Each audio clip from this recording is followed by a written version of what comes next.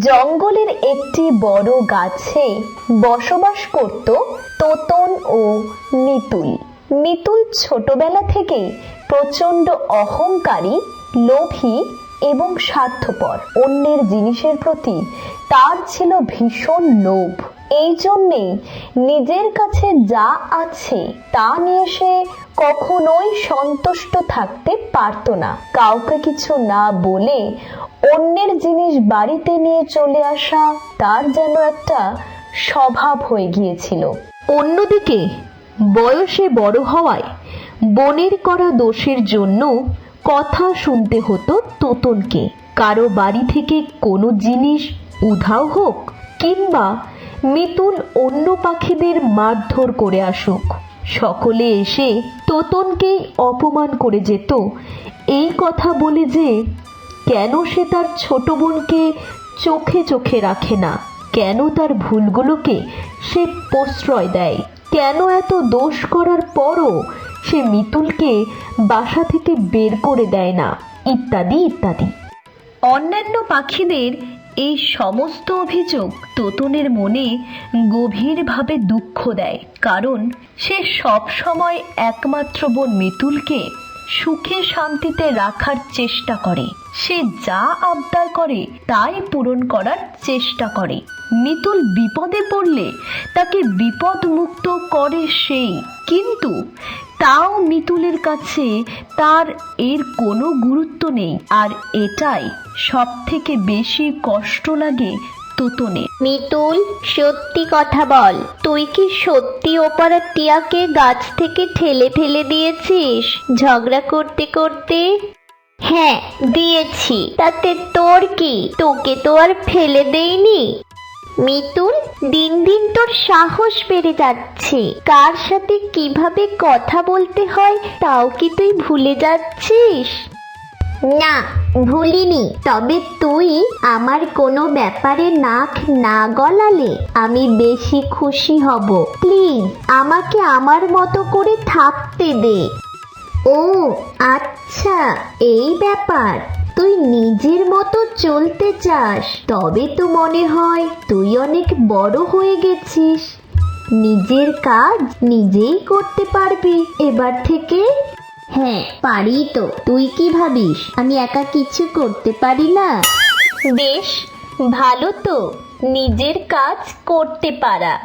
আজ থেকে তবে বেরিয়ে যা আমার তৈরি বাসা থেকে।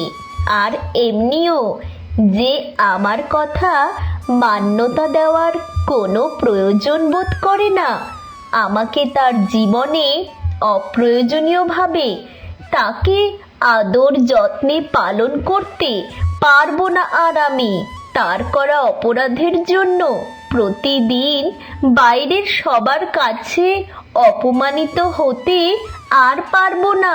কথাগুলো বলে মনে মনে ভীষণ কষ্ট পায় তোতন, তবে তা বাইরে প্রকাশ করে না, কারণ সে জানতো সময় এসে গেছে মিতুলকে একটা শিক্ষা দেওয়ার।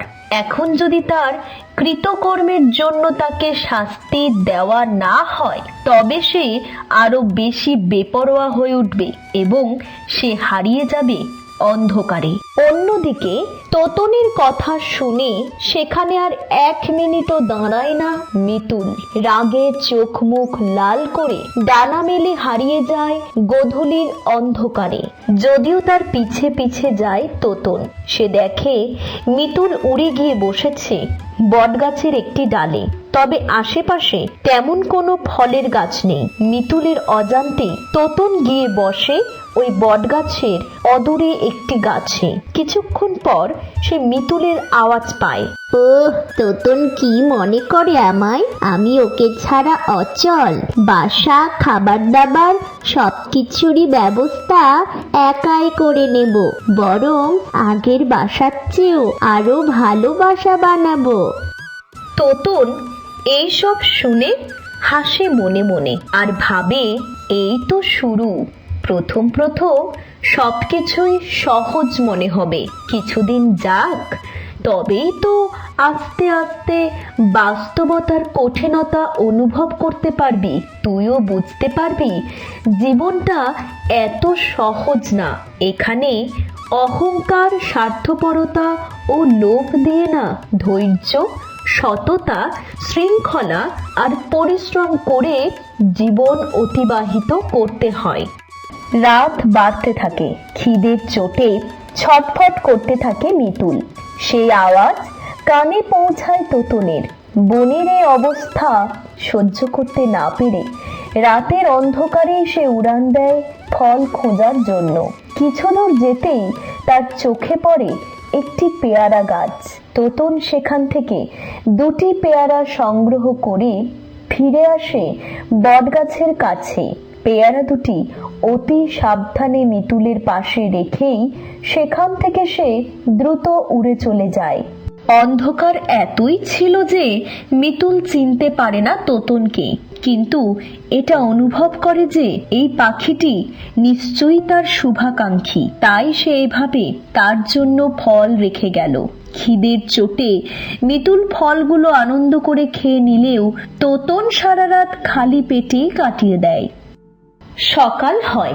বাসার অভাবে সারা রাত ঠান্ডায় হাওয়ায় কাটানোর পর মিতুল অনুভব করে তাকে যেভাবেই হোক আজই একটা বাসা বানাতে হবে। কিন্তু সে তো বাসা বানানোর পদ্ধতি সম্পর্কে কিছুই জানে না। তাহলে এবার কি হবে? ভাবতে ভাবতেই মিতুল চিৎকার করে, কেউ কি আছেন এখানে? আসলে আমি এখানে নতুন, একটা বাসা বানানোর খুব প্রয়োজন, কিন্তু আমি বাসা বানানোর পদ্ধতি জানি না। কেউ কি দয়া করে আমায় বাসা বানানোর কাজে সাহায্য করবেন প্লিজ? কোথাও থেকে কোনো উত্তর আসে না। তবে সবকিছুই কানে আসে তোতনের, কারণ সে তো গতকাল থেকে আর বাড়িই ফেরেনি, বরং কিছুটা দূরের ওই গাছে বসেই সে পাহারা দিচ্ছিল মিতুলকে। সে প্রথমে ঠিক করেছিল দিনের আলোয় সে মিতুলকে কোনো রকম সাহায্য করবে না, কিন্তু যতই হোক সে তো তার প্রিয় বোন।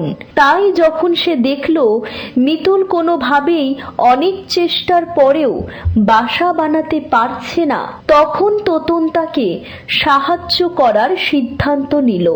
আরে এ কি দেখছি আমি? আমার এত বড় উপকার কে করলো? আর যদিও বা করলো, সে আমার আসা পর্যন্ত অপেক্ষা অবধি করলো না। আশ্চর্য তো। যদিও স্বার্থপর মিতুল পর মুহূর্তেই ভাবল সাহায্য করেছে তো তাতে কি হয়েছে, সে নিজের ইচ্ছায় সাহায্য করেছে। আমি তো আর কারো পায়ে পড়ে সাহায্য চাইনি। খাবার খুঁজতে খুঁজতে কিছুক্ষণ যাওয়ার পরেই মিতুল দেখতে পেল একটি গাছে তিনটি ছোট্ট পাখিকে, যারা সদ্য ডিম ফুটে বেরিয়েছে। তাদের সামনে কিছু খাবার রাখা ছিল, আর সব থেকে অবাক করা বিষয়, ওই গাছের আশেপাশে ওই তিন পাখির ছানা ব্যতীত আর কেউ ছিল না। খাবার দেখে লোভে চোখ চকচক করে উঠল মিতুলের। সে বাচ্চাগুলোর খাবার সে যদি খেয়েও নেয়, না তারা পারবে এখন প্রতিবাদ করতে আর না নালিশ করতে।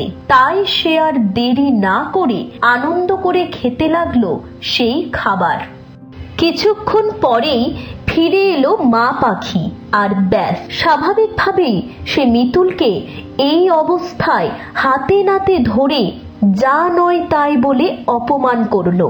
লজ্জায় দুঃখে মাটিতে মিশে যেতে মন করলো মিতুলের। এই প্রথম সে অনুভব করলো তার দাদার দুঃখটা, কারণ তাকেও তো এইভাবে দিনের পর দিন অপমানিত হতে হতো, তাও বিনা দোষে। মনে একরাশ দুঃখ নিয়ে বাড়ি ফিরে এলো মিতুল। আমি বড় ভুল করে ফেলেছি রে। সত্যি আমি এতদিন বুঝিনি আমার জীবনে তোর গুরুত্বটা। আমায় ক্ষমা করে দে। লোভ, অহংকার, হিংসা আমায় বশ করে ফেলেছিল। কোনটা ঠিক কোনটা ভুল আমি ভেবে দেখিনি। নিজের মর্জি মতো চলতে গিয়ে আজ আমার এই অবস্থা। এই যে তুই বাস্তবতাকে উপলব্ধি করতে পেরেছিস, আমি তাতেই খুশি। তুই যেভাবে চলছিলিস সেইভাবে চলতে থাকলে বাকি জীবনে দুঃখ ছাড়া কিছুই পেতিস না। তাই আমি বাধ্য হয়ে তোকে এভাবে শাস্তি দিলাম। তবে এখন আমি সফল, তোর মনের অন্ধকার দিকগুলো কেটে গেছে। তুই বুঝেছিস ভালো কোনটা আর খারাপ কোনটা।